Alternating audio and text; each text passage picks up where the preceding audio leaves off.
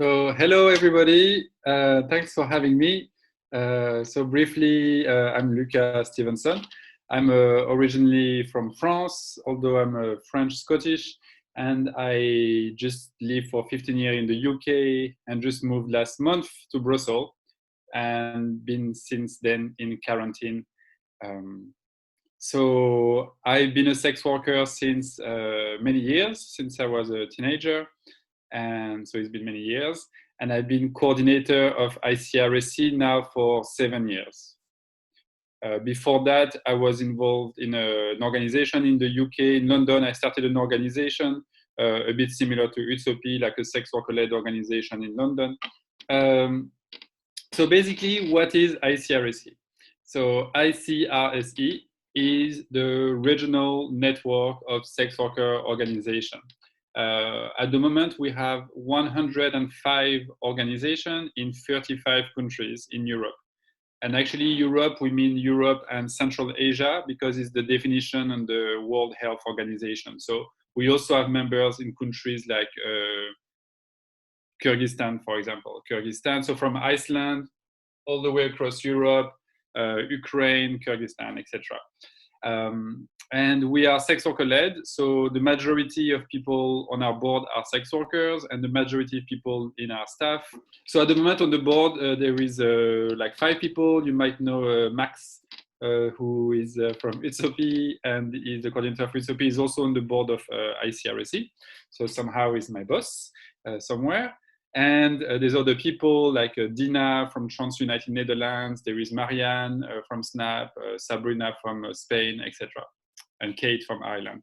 And so the role of ICRSE is to do what sex worker rights organizations do, but this time more at the European level. So we do different things. The main one is, let's say, advocacy. So we are trying to push for sex workers' rights at different levels, the European Union with the European Commission, European Parlement, the Council of Europe, which is different than the European Union, but it's another body at the European level. For that, we write, briefing papers, resources. We try to educate politicians and policymakers. And we also do a lot of, so it's very technical term, like from NGO, called like capacity buildings of the members.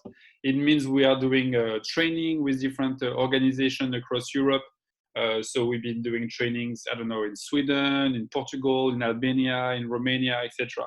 And we go in these countries and we work with sex worker rights organization or sex workers if there's no organization, trying to support them, like, how to organize yourself, how to do advocacy, how to do campaigning, etc.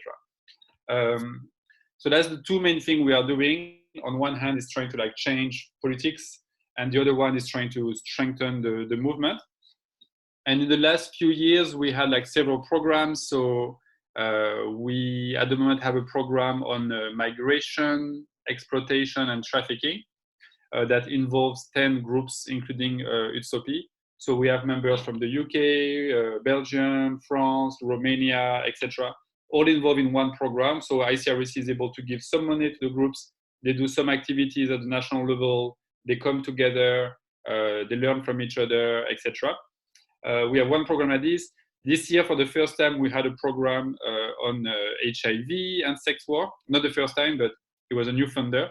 We were very excited. It was supposed to be in Poland a couple of weeks ago, and then it was canceled. So we are going to bring groups together from Armenia, Georgia, etc., all in one country for a few days to learn about, okay, what is the situation regarding HIV in your country, etc. And that was canceled. But we're going to publish some papers about it, and hopefully it's pushed back to September, October, November. We don't know yet. And so some of our main areas of work are around migration, migrants' rights, and victims' rights as well, like access to justice. And the other one is more around health, access to health, HIV. But we also try to think like beyond HIV, also what are the main issues faced by sex workers, like, for example, mental health is an issue that is not talked enough in our movement. So we want to like look more into this. And there's a question in the chat. Yes, maybe we can ask a question directly. There's somebody who asks, what is the content of the trainings that you are giving? Yeah, so it really depends. We've been doing trainings. So I've been involved for like 7 years now. We had some trainings on human rights, for example. And usually we try to get the trainings to be interactive. So we don't have like one person who knows everything and is like, this is what you need to learn. It's more for the groups to come together and learn about the situation in this country, what is working, what is not working. So on the migration one, for example, we had a training last year in Brussels. There was around like 30 sex workers, 2 or 3 by countries from 10 countries. And everyone came and was explaining like, okay, this is the situation for migrant sex workers in my country. This is what I'm doing. This is the response from the politicians, etc. And it's also a way for us to learn more about what's happening on the ground, because as you can imagine, it's quite a big region, and the situation between the difference between Brussels or Belgium or Albania, for example, is very, very different. So for us, we can learn more from our members, and then we can publish resources. And that's another thing that we do. So I don't know if this is going to work. So this is the website of ICRSE, www.sexworkeurope.org. And you got a bit more information like who we are, which explains to you like all the members, our strategic plan, etc. What we do, there's a bit of information around the trainings here, for example, advocacy. And here, the news, so we can share news about the members, like Utsopi is organizing a conference, we can share the information there and amplify the voices of our members. And then resources here, I think that's quite interesting. Here we have lots of resources that we've been developing.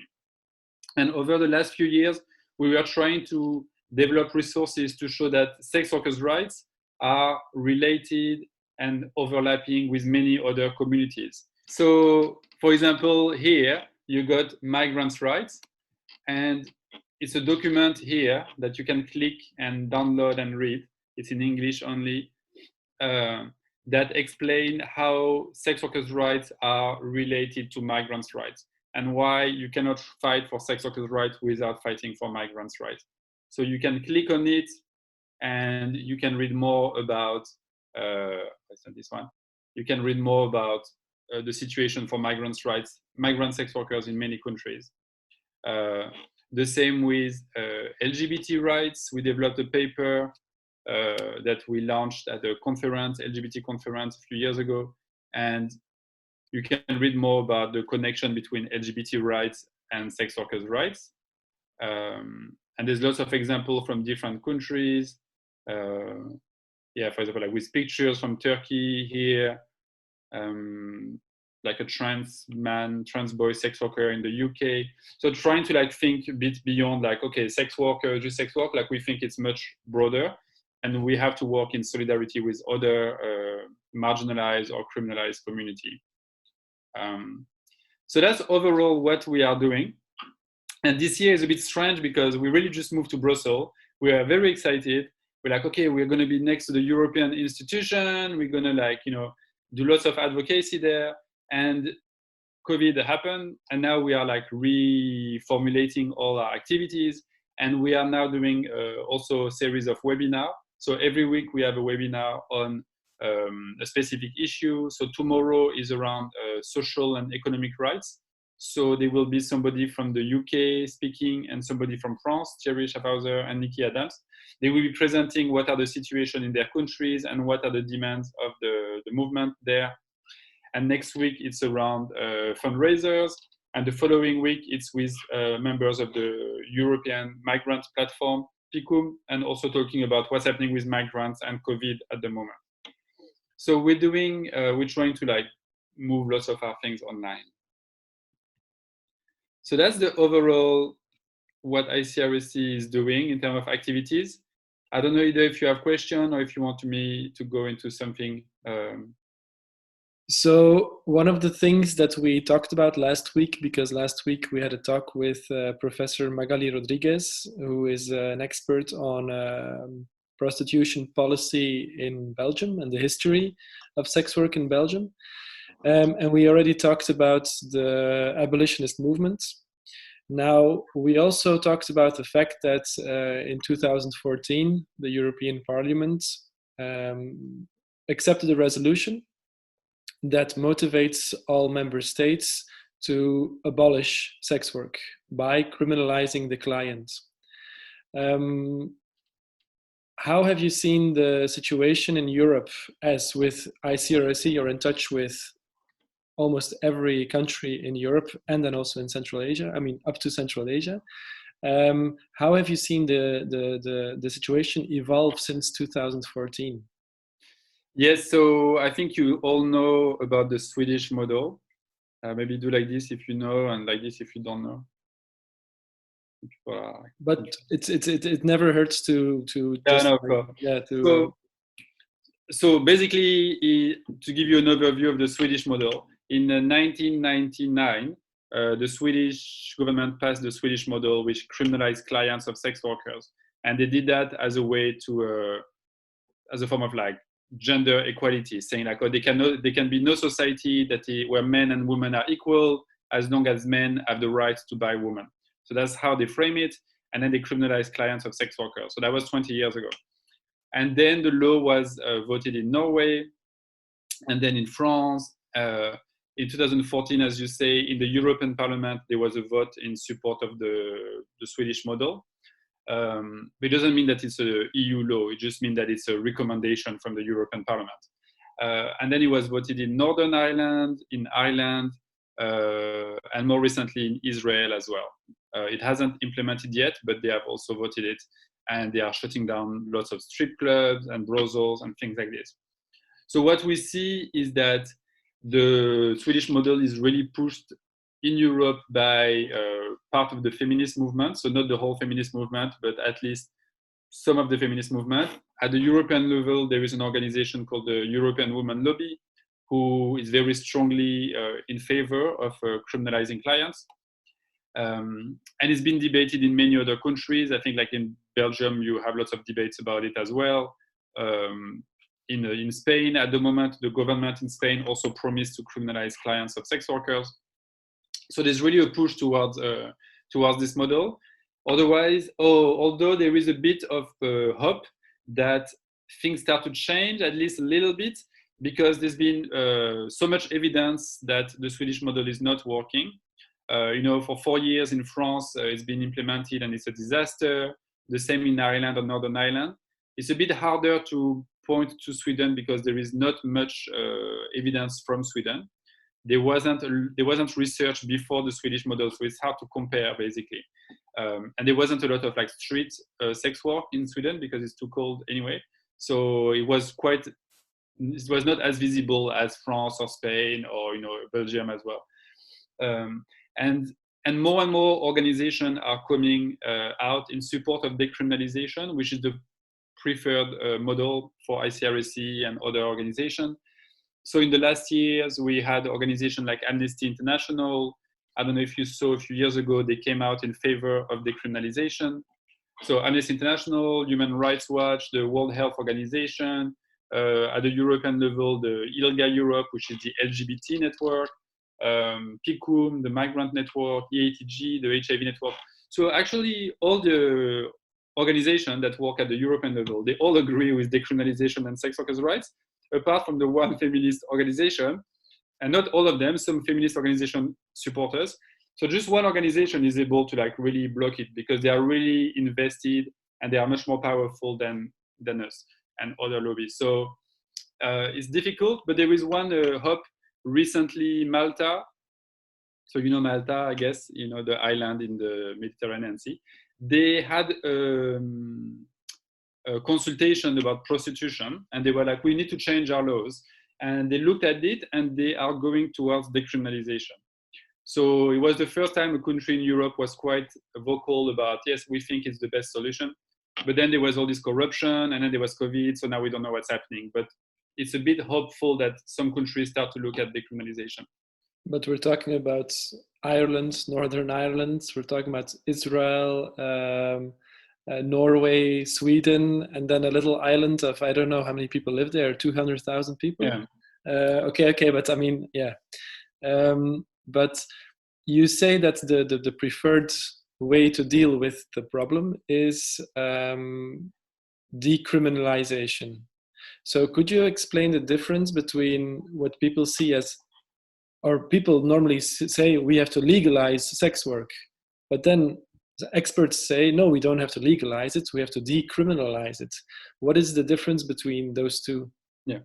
Well, just first, don't rain on on my Malta, because we're still pretty excited about it, because Malta has also the most LGBT-friendly laws. So they are seen as the best example in Europe for LGBT rights. So they are like very progressive on this issue. So if they were also progressive on sex workers' rights, they can be a kind of domino effect where like, oh, actually, it is possible to decriminalize. But yes, it's very small compared to France, Sweden, and all this, of course. And then in terms of like legal frameworks, there is different legal frameworks. Like globally, you can look at different ways of classifying them. We usually go towards, there is legalization, where some form of prostitution is legal. So let's say, for example, legalization, I don't know, in Europe, of course, Germany, the Netherlands, but also Greece, Hungary, Turkey, all these countries have a form of legalized prostitution or sex work, but they can take completely like different form. So if I give you an example outside of Europe, in the US, I don't know if you know, in the US, prostitution depends on like different states. So globally in the US, it's illegal. Selling sex, buying sex, profiting from sex work, it's all illegal, apart from the state of Nevada. So in Nevada, it's legal. So we're like, okay, great, it's legal in Nevada. Except it's only in a few places. So it can't be in a big city, for example. So Las Vegas is in Nevada, and prostitution is not legal in Las Vegas. So you have to be like outside of a big city, and it has to be done this way. So usually legalization means it's so controlled that it makes it very hard to work in prostitution. So in Greece, there's another example where Greece prostitution is legal, but only if you work in a brothel. And only to work in a brothel, you have to be a cis woman, so you can't be a trans woman. You have to, the brothel has to be like far from a school, a cemetery, a park. So it's very difficult to actually work legally. So now with the COVID-19, the government in Greece said, okay, we're going to help all the workers who can't work. So here is money for teacher, here's money for this and that. But then for sex workers, they were like, okay, yes, we also give money to sex workers, but only the one who work legally. And that's really like a small minority. So on one hand, you got legalization, and on the other hand, you have criminalization or prohibition. And this can be either full prohibition, like in the US, for example, or Albania, where everything is criminalized. So usually there's three people. There's like the sex worker, the client, and what we call the third party, or the brothel keeper, or the pimp, or the manager, the escort agency owner. So the person who facilitates prostitution, who makes profit from it. So usually that's criminalized. And then with the Swedish model, it will be the clients which is criminalized, etc. So one form of criminalization of one of the three main person involved in the prostitution. And then in between, well, the model we are advocating for is decriminalization, and only a few countries have decriminalized sex work. One of them is New Zealand. So I don't know if you know this, but in 2005, I think, New Zealand decriminalized prostitution. And it's a bit different than legalization in the sense that it's much more, it's much less controlling than legalization. So in New Zealand, it's decriminalized, which means it's considered the same as another type of like labor, and it's easier to work than in many other countries. So if you work 2 or 3 people together, you can just, 3 friends go work together in a flat, don't need to register, as a brothel or this kind of thing. I think if it's more than 3 or 4 people, then you need to register. And it's also the same for people working in the street and everything. So the difference with legalization is that legalization is much more like coercive. It's much harder to work legally in countries like Greece or Turkey or Nevada, which means it's more likely to be criminalized. So that's why we usually call legalization backdoor criminalization, because actually it's a way of criminalizing most of sex workers. And New Zealand has decriminalized, and some state in Australia, so New South Wales, which is the state where there is Sydney, has decriminalized sex work. Other states in Australia, and that's it at the moment. But lots of countries are looking at it, like Malta, South Africa, I think Cambodia or Vietnam also looking at it. So there's more and more push to decriminalize. And if we go back to Europe, then this is also the question of one of our members. So in 2014, the abolitionist feminists, they had their victory because the resolution was voted by European Parliament, suggesting the member states to criminalize the client. Do you see on a European level that there is a certain drive right now for this decriminalization, or are we very far from that moment? I think we're still far from it. I think we're still far from it because it's really, this like Swedish model is really useful for lots of it's like one of the rare policy that like left-wing and right-wing politicians agree on. So the left-wing will say that it's, well, left-wing to some extent, will say that, oh, it's a way to protect women. So let's criminalize clients and we can protect women this way. And right-wing will be, oh, it's a way to stop migration or control migration.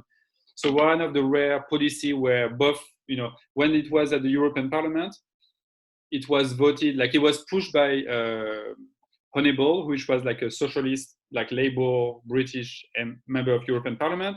So a woman, Labour, she was talking about women's rights and equality and socialism and all this. But then it was mostly voted by right-wing men from Central Europe, you know. So Hungary, Poland, they all voted for it. So, you know, on like abortion rights, they disagree. On trans rights, LGBT rights, they disagree. On feminism, they disagree. But suddenly on prostitution, they all agree that we should criminalize it. So that's why it's so easy to pass, because you don't need a lot of people to, it's very hard to be against, basically. You know, the way they frame it is to say like, it's to save women, it's to save children, and very few people are ready to speak against it. So in France, it was the same, like when the law passed, actually most people didn't want to say anything against it. Like we had politicians who were saying, oh, like we don't agree with the law, but we cannot say it because we're men and we're going to be accused to be clients. So at the end, it was passed because most people don't want to say anything. It's not popular enough. Wow. Now, to look at the Swedish model then in detail, so one person offers a service, the other person buys a service. But in the Swedish model, it is legal to sell, but it is illegal to buy, right? Yes, that's right. That doesn't really make any sense. No, it doesn't. So where does this logic come from? No, I think the whole Swedish model is based on the idea that the woman who sells sex or the woman who's sexually exploited is a victim, and the men who buy sex are criminals. So they make no distinction between rape and selling sex, which I think for me is the most horrible part of the law, is denying that people have agency. There is no difference between rape and prostitution. And the idea is like that women, because that's only women, who sell sex should not be criminalized. So that we agree with that. People should not be criminalized for selling sex. But then they think that the men should be criminalized. So actually, yeah, it is very illogical, but that's the best they came up with as a way of like abolishing prostitution. They said like, well, if we criminalize the men, then it will end demand. And if there is no more demand, then there will be no more prostitution, which is not true. It doesn't happen this way, but it doesn't really matter for them. It's just a way of like pushing a message that it's not okay to, you know, to sell sex. Oh, it's not okay to buy sex. So it's not really logical. But also what's really wrong is that they are saying that sex workers are not criminalized. So yeah, maybe selling sex is not criminalized, but everything around it is criminalized. So in Ireland, for example, most sex workers, they work together, 2 or 3 people together. I don't know if that's the case in Belgium, but for example, myself, when I live in the UK, which is different from Ireland, but I would live with 2 or 3 people because it's so expensive to live in London or in a big city. So most people live 2 or 3 people together and then they sell sex in one flat. So that makes a flat a brothel, and that's illegal. So yeah, I can sell sex, my friend can sell sex, but if we sell sex together, then it's criminalized and we get arrested. So actually the majority of people arrested in the UK or Ireland for brothel keeping or pimping actually are sex workers. So they are very hypocrite in the sense of they say, oh no, it's legal to sell sex, but it's not legal to sell in the street because you can be arrested for soliciting or loitering. It's not legal to sell in a flat because you can be arrested for pimping. So actually in the law, it's still very much illegal to sell sex. You know what I mean? Like maybe selling sex itself is not illegal, but everything around it is illegal. Mm-hmm. And the same with the reality that most people who sell sex in Sweden and other European countries are migrant sex workers who don't have the right documents and are therefore criminalized just for being like irregular migrants. So then there's the whole layers of like other laws, like migration laws, for example, that make sex workers criminal anyway. Mm-hmm, mm-hmm. I will come back to that in a minute, but first there was another question from a member. The member asks, so it is actually because of the pressure of women's movements that political parties do not dare to take a position in this discussion? I think it's a big part of it, yes. I think it's what's really crazy about this law is that, or any law against prostitution, that is both supported by a feminist organization and religious right. So I think in some way, you know, if you look at Ireland, for example, again, Ireland was so shocking because it was pushed by part of the feminist movement, but it was also very much supported by religious organization. So I don't know if you know about this, about Ireland, but it's really dark story about Ireland that in Ireland, you had a thing called Magdalene laundries. Do you know about this? It was, okay, so it's really a horrible story.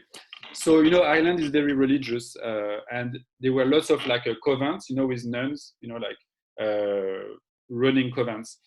And lots of women who were pregnant outside of marriage, they were teenagers, they were sex workers. Their family was like, oh, you are pregnant, it's a sin. And they would send them to this convent. And that went on for like 100 years until like, you know, the 80s or something like this. So like really, really a long history of putting women who had sex outside of marriage in these places. And they found recently like mass grave of babies. So they found these graves of like hundreds of babies, dead babies, you know, skeletons there. So that was run by this order of nuns, you know, and everybody's like, oh, it's horrible. This is really wrong. Blah, blah, blah. But the same women are now running the prostitution exit program in Ireland. So they are called Ruhama, and they are the one who are pushing for the law to criminalize clients. And they are the one who said, okay, we will be protecting sex workers. But it's exactly the same people who are running these Magdalene laundries that were like, you know, forcing women, including sex workers, to abandon their baby and things like this. And all these groups are really funded by like religious right, including lots of money coming from the US, like fundamentalist religious groups in the US. So there's a big push and a lot of money coming from right-wing religious extremists from the US, and then are kind of like finding alliances with some feminist groups in Europe. And that's the same with other issues like trans rights, for example, in Europe. You see like there's a big backlash against trans people at the moment.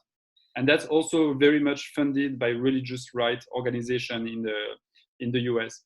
The same with like anti-gay rights in Africa. There's always like, if you follow back, it's always going back to like extremist religious in the US. And that's what's really shocking with feminist organizations who are now ready to like work with anti-feminist, religious, right-wing organization. Mm-hmm. Going back to what you said earlier, that actually lots of people doing sex work in Europe are migrants, and because of the fact that they are migrants without papers, they are already criminalized. Now, ICRSE is also taking on a very firm position for access to rights for migrants, and also in the fight against poverty. Why is it so important for an organization, a network of sex workers organizations, to focus also on these themes? Okay, so this is a big topic, but I think for us as ICRSE, we believe that, you know, we represent the movement. So one of our, you know, slogan or motto is that nothing about us without us, like sex workers can decide for themselves. But I think it's also important that to recognize that there are like many people involved in sex work for different reasons. And there are trans people who do sex work for some reasons, lots of undocumented migrants, lots of single mother, men, there's a big variety of people who do sex work for different reasons. And for some people, it's a choice. You say like, okay, well, actually, I'd rather do sex work than my other job. I decide to do this, more or less a decision like this. And for some people, they do it because there is no other options available. So I don't know which one is the majority. I don't think it matters so much. I've been working in lots of countries in Europe, in Romania, in Albania, in Ukraine. And what I see is that there is a huge relation between poverty and prostitution or sex work. I don't say it's the only reason, but for many people, it's often the entry point. It's like, well, I need to make a living now. I don't have many options. I will do sex work. So for me, doesn't mean people are victims. It means people have agency. They make this decision to go into sex work because that's the best option available. And then they should be protected. They should have rights, labor rights, human rights. They should be decriminalized. Our clients should be decriminalized, etc. But I think as well, it's important that we demand other economic and social measures so that people don't have to go to sex work in the first place.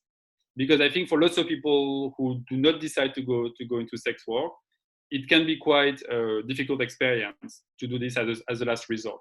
So I think there's lots of nuance to have like in the movement about engagement in prostitution. And the same with migrants. I think in many countries that have criminalized clients, they usually say like, oh, in France, for example, oh, every person in prostitution, 90% of people in prostitution are victims of trafficking. I was like, well, what do you mean by that? Like victims of trafficking? And they would say, well, look at them. They're all migrants. They're all from Romania. They're all from Nigeria. They're all from China. They must have been trafficked and exploited. And actually, if you talk to migrant sex workers, they will say like, well, some of them have been exploited and trafficked. Some of them didn't know they were going to do sex work, and that's trafficking. But for many people, that was the best option available. Like if you look at, Chinese women in Paris, you talk to them and they were like, well, I was living in poverty. I didn't have a job. I had to feed my family. I decided to go to France and start in sex work. And for us, recognizing that is very important. And if you ask people, what is your main need now? Yes, decriminalization of sex work is important, but actually having access to documents, to be able to stay in the country, not be afraid of the police anymore, not be afraid of deportation, that's actually almost more important.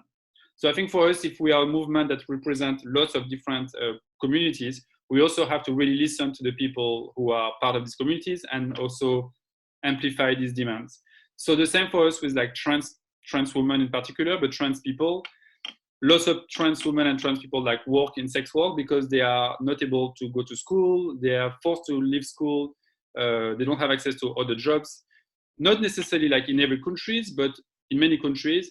And in particular in countries like, in Turkey, in Latin America. So we see lots of women from, Brazil, Mexico, Peru, leaving their home countries and working in prostitution in Europe. For me, the whole question was like, is it a choice? Is it not a choice? Doesn't really matter, But if you listen to their demands, it's like, yeah, sex workers' right is very important. Migrants' right as well, because they want to have the documents and be able to stay and maybe do some figures in prostitution. But also, they want to fight against transphobia because they think that, there should be more options for trans people than prostitution. So I think for us, we are in this demand where we ask both for sex workers' rights and decriminalization, human rights, respect, but also to fight for better social and economic measures so that people don't have to do sex work if that's not what they want to do.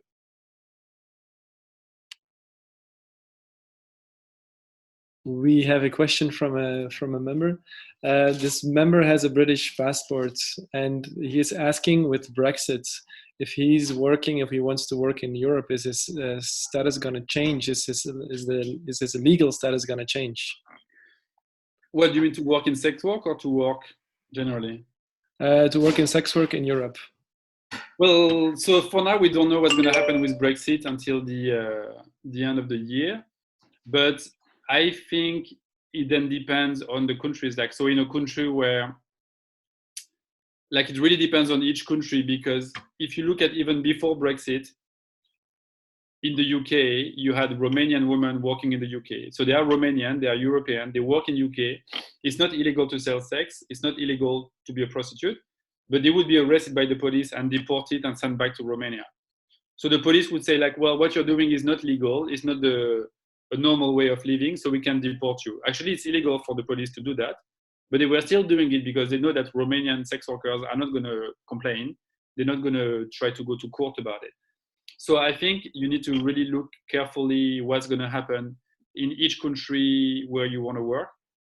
And there might be different agreements, like in Switzerland where it's legal, you might be able to just apply for a visa, like, so this I don't know yet. And it will depend also what our lovely Boris Johnson will do, and what rights we'll get for British people in Europe. Mm-hmm. So it's not sure for the moment what the legal status will be of workers working in Europe. But then again, country per country, the laws can change or can be different. And then also the police can also just apply different rules. Yeah, exactly. That's the thing with that. Even in country where it's legal, it can be difficult because sex workers feel like they can't, claim their rights if they are being mistreated. And it's often like quite difficult. So I think, the best is to check at the time, like, after like the Brexit, like at the end of the year or maybe next year, and then by each country, like what will be the situation. Okay. We have another question from a member. So the member says that he or she listens to the different models that you talked about, decriminalisation, legalisation, but to be sure, ICRSE is pushing for decriminalisation, right? Well, actually, ICRSE, our core value is that we oppose the criminalization of sex work. So it's a bit complicated for us because we have members in so many countries with different models. Like in Germany, in Greece, in Netherlands, and we want to represent the views of our members. So we say decriminalization is the best model because it's recognized by the global movement, by the United Nations, WHO, etc., that decriminalization is the best model. But ICRSE itself, we just say that we are against criminalization. It's a bit the same as being for decriminalization, but it's a way of framing it. Because to decriminalize something, it needs to be criminalized. You know what I mean? So we can't really say we are for decriminalization where in Germany it's not criminalized. So we are just opposing criminalization. Mm-hmm. But also one thing about this, I think it's interesting that there is debates about it and our movement is still quite young, like although we've been fighting for rights for hundreds of years and more for like the last 50 years with the occupation of the church in France, more and more organization. Like there's still quite a new movement and we are still discussing like, okay, what is the best model? So decriminalization now is seen as the best model, but maybe in a few years we're like coming with something else. So yeah, it's just an ongoing conversation, but at the moment we are just opposing criminalization. Okay. We're going into the last minutes. An important question for ICRSE, but as well for Utsopi and for all other sex workers movements around the world. So if you say that feminists are in this very unholy alliance with religious extremists, and they have a lot of financial weight as well, they have a lot of lobby power in parliaments, in Congress.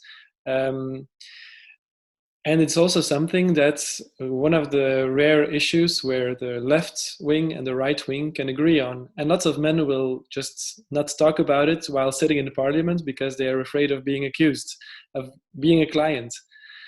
So what would you recommend us, for instance, Utsopi or other organizations? How can we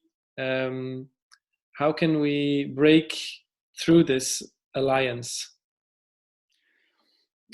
Well, it's difficult. I don't know enough about I know a little bit about Belgium, and I think that because you are between the Netherlands and France, there is kind of like a bit of both influence from like French ideological abolitionist and then more like a pragmatic Dutch approach. So it's interesting, like the situation in Belgium. I think one example, like if you look at the UK, it's interesting that actually lots of political parties support decriminalization. You have the Green Party, the Liberal Democrats, a lot of people in the Labour Party, although it's not sure. The Scottish National Party is divided. So actually, there's not a lot of parties that support criminalization of crime.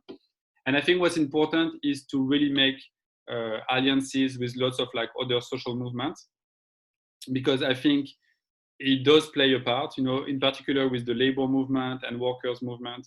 So I don't know enough about like Belgium, like different like trade unions, but having the support of trade unions can be really important. And I think especially now with the COVID crisis, I think it's really important to point that, you know, we are the same as other workers. We don't have access to benefits. We, you know, like it's exactly the same as other workers. Like this is how we make a living. Maybe you don't like it, but that's how it is. And we should be included in all these measures. And we should have labor rights. We should have pension. We should have sick leaves. And that's something that like, you know, it's one-to-one conversation with like trade union activists one by one, like labor activists, but it does make a change. But it's a slow process. And you have to be really involved in attending meetings and changing people's opinion one by one. In the labor movement, in the women's movement, in all the different movements, like I think LGBT is pretty much covered with like Rainbow House supporting and all, but still not thinking because one organization now support it is done. Like you have to keep attending, keep pushing for the issue at the grassroots level. And I think then being involved in like political party, I think nothing beats having sex workers out. I know it's very difficult for most people, but to be sex worker and to be out as a local, you know, councillor or politicians. So in ICRSE, we got lots of sex workers like who are getting into politics as well, you know, like running for mayor, running for like a councillor in different cities. And it really does make an impact because you are in this position where you're like, okay, I'm a sex worker, I believe in this, I have lots of experience about poverty, migration, drugs rights, you know, all this, and I can be a good representative of my community. So I think being as much involved as possible at all levels is very important. And I know it's difficult because there is so much stigma, etc. But that's I think the only way to really make things progress. Okay, I think there's no more extra questions. Luca, if there's anything else that you would like to share with us at the end of this talk, we would like to hear. No, I think it's very interesting time with COVID-19. You know, like if you look at homeless people, for example, that ICRSE is working quite closely with like the homeless network. Like homeless groups have been saying like, you know, it's not complicated. You got people in the street. What they need is a house. You know, it's simple. And that would be the best way to protect their health. It's best for the government. It's best for economic reasons. And all the governments across Europe are like, oh, it's not possible. We can't put all these homeless people somewhere. And then this COVID crisis, and then suddenly all the homeless people have a place to, you know, not everywhere, but suddenly all the things we've been saying for years are now realistic. So I think it's a really good time to be saying like, you know, decriminalisation makes sense, sex workers' rights make sense, including sex workers in the response makes sense. And I think people are more ready to listen now than even 6 months ago. Yes, that's also the feeling that we have. It's a horrible time, but a good time to push our agenda. It's for sure. But it's very interesting also what you said, that it would be nice to have some sex workers running for a position in politics. That would also be very interesting to see. Luca, you have moved from Amsterdam to Brussels together with ICRSE, so we are very close to the European network, which is great for us. So I'm sure we will also see you when the crisis is over and when we will have our parties again and also conferences and everything, of course. Yes. Thank you very much for tonight. Thank you very much. And thanks everyone for being there.